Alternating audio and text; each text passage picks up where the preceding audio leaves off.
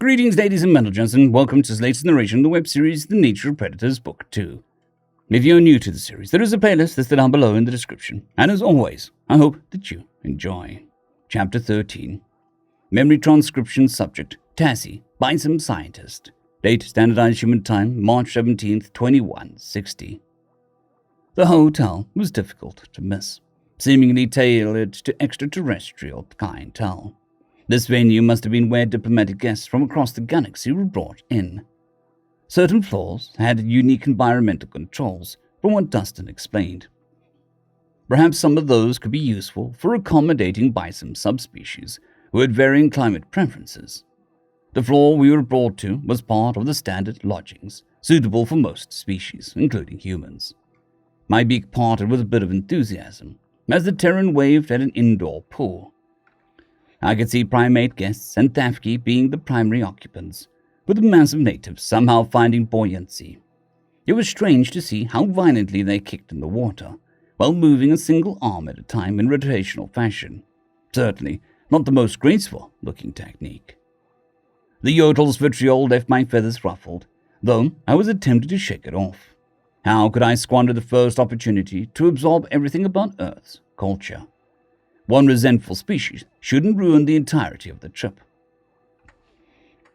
I would have loved to have stopped just for a brief moment and enjoyed a swim with Heliska, but the Thafki seemed engrossed in a joint call with Nulia. From the sound of it, my first inclination would be to assume that they were checking in with Ivana. But how would instantaneous communication across light years be possible? I decided to keep my thoughts to myself until a proper opportunity to question our hosts arose. The spaceships take time to tunnel through space, as best as I understand it. The only way I can imagine FTL comms working is quantum entanglement, some variant of it. That's a bold assumption, though, even though Selma, in the frigid polar environment, had trouble keeping it cold enough for quantum computers to function at all. General Nalto certainly had a brooding look on his face throughout the entirety of the trek to our quarters. Dustin, meanwhile, was busy going through a speech about having room service laid out in advance. The thought of tasting Earth's culinary delights excited me. After all of that walking, I was downright famished. I decided to trust our hosts. If he said that we could eat their food, the frozen fish they'd thawed out back on the ship hadn't harmed us, even if the flavor of it was a bit reductive. The invention of modern fishing techniques was a cornerstone moment for bison history. I wondered when and how humans began trawling their oceans. Dustin, are you sure that Heliska will be alright with fish being served to us? I don't want to impact her trauma, I remarked. The human flashed his teeth. That's kind of you to consider. I'll keep an eye on her, but she should be fine. She didn't have a problem with my choice of food during our training. I think the problem partially was the knowledge that your food was real, dead animal, not something lab-grown. Knowing that human meat is mainly vat-created was allowed us to, excuse it away. Nalto seemed to gag on his own tongue. Lab-grown? I swear, you and your team threw these words around earlier, but I let you fiends distract me with cure this, predator that, crap. I was ready to agree to anything to save Ivana. Vat-created? What the feck do you mean by that? We take some stem cell samples from animal embryos and trigger them into growth to muscles and fat in the lab. Nothing dies, nothing has to be raised. You can create as much as you want from a small collection of viable cultures. It's allowed us to supply food to a rapidly growing population and give our oceans a rest. Don't tell me that this is your plan for Ivana. It sounds like these cells metastasize. You're feeding us fecking cancer. There's no chance this unnatural crap is safe, or something I would knowingly put in my beak. It's nothing like cancer. It's inducing a natural biological process. Cells for life forms are meant to replicate. Actually, the crap that causes cancer is probably the growth hormones that you use in your farms. Our practices are sustainable. They save land that we need for agriculture, and we can even control how much saturated fat winds up in the final product, making it healthier. I tilted my head and thought, I can see several advantages, Naltor. We're deeply overfishing our oceans, and this technology could help us. Plus, I doubt that they'd eat it themselves if it was dangerous. If this makes Heliska less uncomfortable, then I'm all for it. We need to be mindful of our image, especially with certain statements making the bounds here.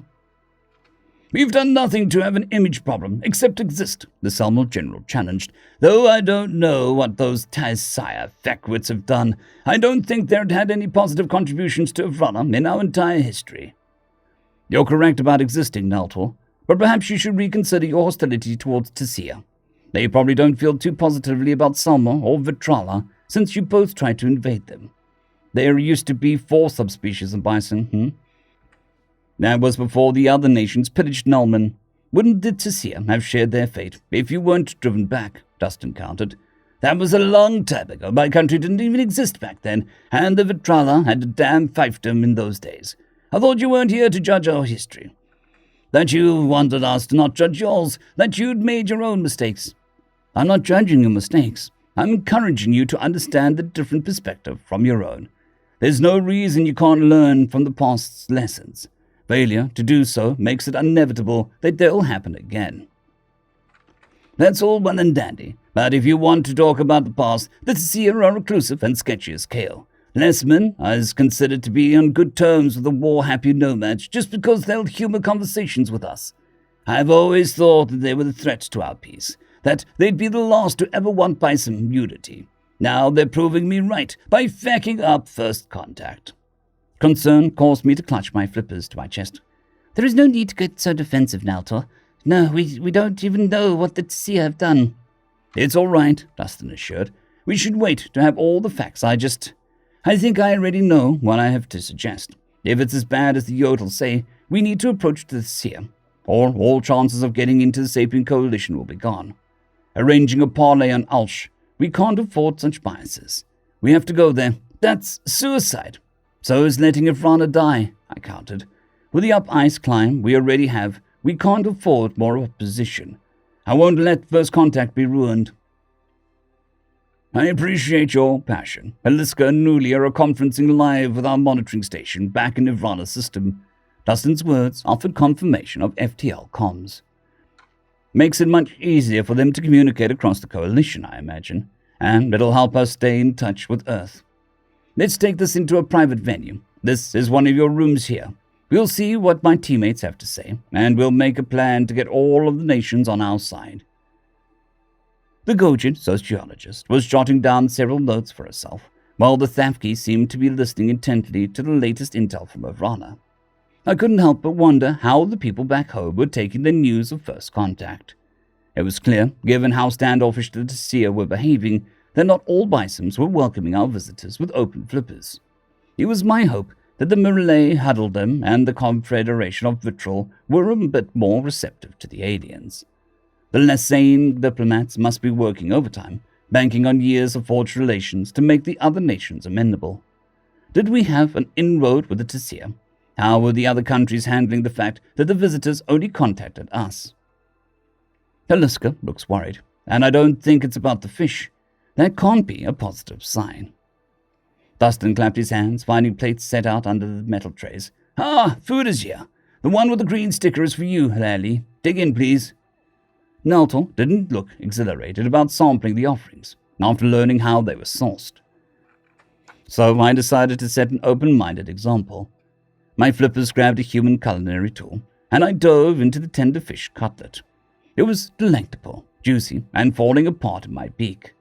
Finally, giving in to the pleas of his stomach, the Selmal General took some miserable bites from his own serving. The Sapien Coalition hosts picked up their meals, more focused on conferring amongst themselves. As we ate in relative silence, I absorbed the standard layout of a Terran lodging. The couch and television beckoned to me, granting access to an entire catalogue of media. They hadn't spared any expense. The suite was spacious enough to be an entire apartment back home. With my plate cleaned in record time, I found my willpower restored. Thank you for the meal, it was lovely. We appreciate the generous accommodations. Don't mention it. We want you to see the best Earth has to offer. Need some reason for why you'd want to join us with all our baggage, Dustin chuckled. It seems that we have our own problems too. If you don't mind my forwardness, it's my job to ensure that first contact goes smoothly. I need to know what's going on back home with the Tessia nomads and the other nations. Let's start with the positives. The Murley Huddledom and the Confederation of Vitral both are eager to speak with us, and have taken assurances of our goodwill well. I think that we should send a representative from our team to both, alongside an analyst from the outpost who speaks their language and some Lasane diplomats, emphasizing that we intend not to favoritize any faction or to play kingmaker is key. I like the idea of opening channels with all nations. I'm sure you know, but we warned that the Huddledom are hypersocial, and their frigid environment would be hazardous to you. We are well aware, Nudia answered. There's a reason the analysts we trained in each pole's huddled tongue were Jaw.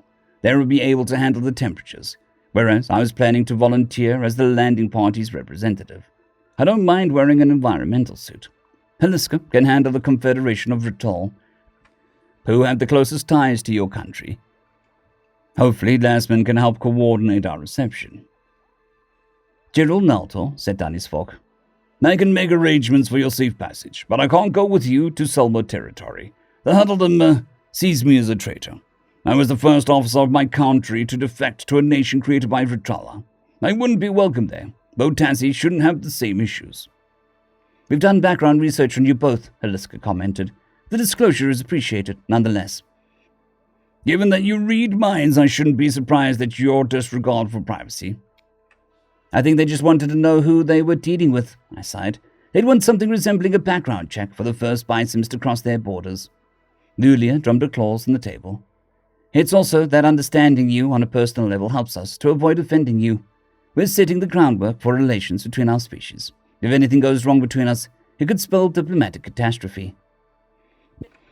We're committed to making sure this entire process goes as smoothly as possible. There's enough complications as it is, Dustin sighed. Nudia, tell them what the Tessia said in their public address. I guess I get the joy of being the messenger. I had to tell them about the Arxol and Earth being almost knocked off. You're getting a softball compared to that. You do have a point. The Tessia hadn't been communicating through diplomatic channels, right up until the point they released a statement on their government account. In essence, they stated that Bisoms shouldn't trust the aliens and that they'll defend their territory from threats from the stars. It's in line with their standard distaste for outsiders, yet it's brazen to outright threaten to shoot us on sight. Less sane diplomats haven't been able to reach them since then, either, so we can't even talk it through. How could the Tessia be so blind to the bigger picture, treating a non-Bisom intelligence like any other outsider to be shot down? There are too many opportunities for our entire planet. Like Dustin said in his speech, their medicine and mechanical prowess can save lives. Naltor smashed his fork against the table, earning looks from all of us. Now do you see my point? You can't just fly off for a civil conversation, Dustin. Tell me, how much research have you done on the Tessia? Did you observe more than them than we all know? What Naltor is saying is that, even in the internet age, the Tessia haven't linked up with the rest of us. They seem to have their own isolated network. The nomads talk to our diplomats, but nobody lands on their soil. They put metal overhangs atop their cities, just to hide them from the satellites. There's not much that we can tell you about their culture, apart from the fact they migrate from city to city, and have one of home for each season, I commented. Given how easily they acquired all of the data about us, I was hopeful our alien friends might be able to shed some light. Nobody can say why the Tessia do anything, but they're fucking strange. During the old space race, never having tipped off any interest in the stars, they launched the first rocket to Avrana's orbit, before computers were invented. Then they went to war with the world of Annulman, when they always kept to themselves. Suddenly, it was meant to be theirs. Tell me, does the Sapien Coalition have any inkling on the Tessia's ways? Dustin grimaced. Well, no. Those things are mysteries to us as much as you. We attempted to tap into their networks, but were unable to crack their encryption, even with quantum supercomputers. It's impressive. The Salmon's expression was priceless. You're telling me those nomads were unhackable when you got through our military-grade encryption like it was nothing? Yes, that's exactly what I'm saying. We only learned their language through your databases. Their computer technology exceeds what we would expect from Bisoms, given its recent discovery, Nulia commented. It's possible that your date on the Advent computers is wrong altogether. That would answer your rocket mystery. And possibly why they're reclusive, but not why they conceal their technology level from all of you. Heliska lashed her tail, pushing a forkful of greens around a plate. Again, we can only speculate. There must be some kind of reason, cultural or otherwise, for the isolationism. And to find out, we need to talk to the Tessia. The way they're threatening us, fear-mongering about our arrival, I think they're scared, just like Naltor and his military were. My mind was reading from the aliens' hypothesis, which suggested that Tessia had made sophisticated advances and kept those for themselves. I could buy some technology, hold a candle to alien marvels, whose capabilities should have blown ours out of the water. It was a testament to how underestimated the Nomads, beyond just the obvious case of surprise rocket launch. My immediate thought was whether they'd tapped into the Sapien Coalition's outpost network and learned about the Federation. That was the most logical reason to be frightened. If the war's horrors were released in an uncontrolled fashion, the effect on the Bison public could be devastating. I hoped that this was the case of isolationist paranoia, but if it wasn't, I agreed with the human that we needed to get a handle on it. I can picture the mass panic, learning about entire worlds being destroyed, carnival hatred, and people being eaten. If I'm right, that's the worst way that Tessia could have found out the galaxy's history. I wasn't scared. I was alarmed about your arrival, Naltor grumbled. Dustin's eyes rotated up towards his brain. Whatever you say, I was tempted to wave at the snipers, but I don't think that they'd have liked that. You knew about the snipers? We have heat vision cameras, just saying. And your plan is to touch down on Ulsh, where you can't see the snipers, where nobody is granted entrance after they openly pledged to blow your brains out. Yes and no. I was thinking more of washing up on their shoals under a Lysane flag. You're the only ones they talk to, and that means that they might hold fire on a diplomatic vessel. I would have liked to have a longer holiday here on Earth, but I believe that we need to turn back for Evrana tomorrow. Every day this drags on, the Yodel's case gets stronger. Won't it make you look bad, not honoring their request for you to stay away, I murmured. You told us that you would have left, if that was our wish. I also believe they are serious about their threat to kill you. I will leave, should they ask politely in person.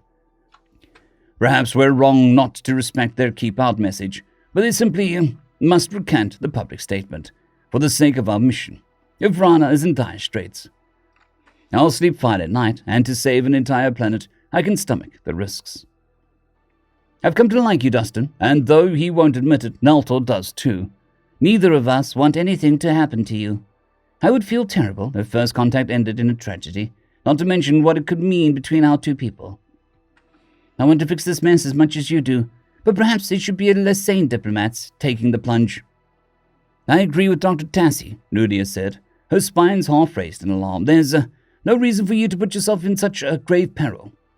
The human slammed a fist into the table. The reason is that we need to communicate that we're not a threat. Sending the Lysanes alone could make us at fault for the next global war, whereas if I go, it's just one of their ships. I believe in bisons. If I put myself at their mercy, they'll see that they have the power. There's nothing to fear. It has to be me, and I won't be dissuaded. Then let us go with you, Eliska countered, nervously preening her fur. This could be my fault for the meltdown at the feast. We're a team. You don't have to sacrifice yourself alone. If they're going to kill aliens on sight, there's no reason for our whole first contact party to die. That level of carnage would give the United Nations pause, despite their commitment to help. I won't risk our entire connection to the Bisons. There's been too much blood, sweat, and tears into the program. A decade of our lives. My stomach churned, knowing that I couldn't let Dustin venture off alone. Then I'm tagging along. This is my life's work, and I have to do my part to protect you. I'll make sure the Lysane government doesn't seek retribution in the event of our demise. I'm representing the FAI, not them. There's no chance in you're trying to be one of Kale's cultists, trying to be a martyr, Naltor interjected. If you want a Lysane boat, you're taking both Tassie and I with you. We're in this together for now, for all Bisons. And don't worry, I won't go spewing my thoughts about the Tessia to their faces. We go the three of us, or we don't go at all. Got it? You could leave a little room for debate, the human hesitated, a weary look in his eyes, but was unable to withstand the general's authoritative assertions. If you insist, but I don't like it. Putting people in harm's way isn't something I'm used to. That's why you're bringing a military man along. Too much naivety between you and Tassie. This ocean crisis sounds like serious shit, and I won't let a single country doom our planet. I'll do whatever it takes to protect Ivana. Thank you. Yes, I'll have our people get in touch with Lesman. We know how we're handling each of the factions. Dustin stood from the table, clearly having lost his appetite during our discussion. The flavorful fish cutlet that I had devoured suddenly felt heavy as a rock in my stomach, as it occurred to me what I had insisted on. I'd been watching the human lay himself out on train tracks, and I couldn't bear it. Just when Bisons discovered aliens, my life could be ending in a few days. There was some solace that I had lived to this point where we discovered extraterrestrial intelligence, and had been the first Bison to see another planet. But there was still so much I wanted to learn. Sailing towards a continent known for torturing unwanted visitors on sight was suicide, even if it was the only way to attempt to save diplomatic relations. I rubbed the spot where my implant had been placed, feeling stress boiling within me. My first priority was to get a memory transcription before we departed for Tessia territory, in case this was my final week in the land of the living. I wanted my people to know that I was willing to sacrifice myself for this cause, and to know how truly excited I was about these newcomers. When Dustin and Nulia got scanned before the ship launched tomorrow, I would quietly have my thoughts taken down. It would take a miracle of good faith from the nomads to depart alive, yet the fact that they were friendly with Lassman counted for anything. We had no other choice to find out why the third subspecies had hidden so much from the rest of bison kind. End of chapter. I would like to thank our T5 members and patrons, Casper Arnholtz, John Creighton, Vidmori, 050, Dragzoon W.R.E, and Elijah Silvercross. Thank you very much.